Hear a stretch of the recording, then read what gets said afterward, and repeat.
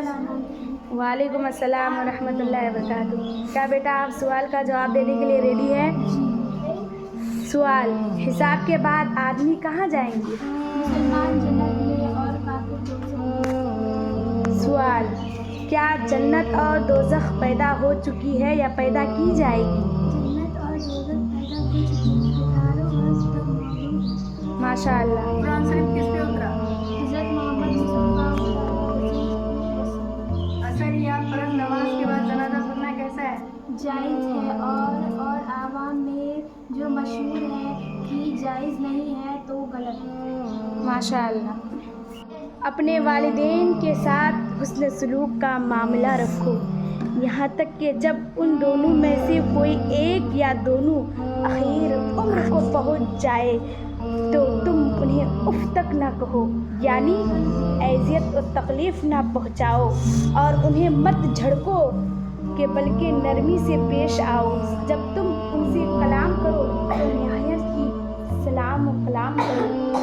माँ की एहसानियात, आखिर ऐसा क्यों? मेरे ज़हन के सतह पर जो ही ये सवाल भरेगा, मेरे ज़हन के दरीचों में जो ही ये सवाल पैदा होगा, तो माँ की मेहरबानियाँ अपने दामन थाम लेगी, उनकी शफ़ाक़त और मोहब्बत का रास्ता रोक लेगी। माँ का लुत्फ़ व करम आपसे सवाल करेगी कि बेटा भूल गए, मैं ही हूँ जिन्हें तुम्हें अपने जिगर के खून को दूध पिलाकर बनाकर पिलाया है, और तुम्हें परवान चढ़ाया है, और तुम्हें जवानी के मंजिल पर खड़ा किया है। मैं ही हूँ कि जब तुम बिस्तर पर पेशाब कर दिया करती थी तो तुम्हें दूसरे जानिब सुलाया करती थी, और मैं तुम्हारे पेशाब किए हुए जगह पे सो जाया करती थी, और जब तुम उन जानिब भी पेशाब कर दिया करते थे तो मैं तुम्हें अपने सीने पर सुला दिया करती थी। मैं ही हूँ जिसने तुम्हें अपने शिकम में 9 महीने तक लिए फिरती रही और तुम्हारे वज़न को बर्दाश्त करती रही।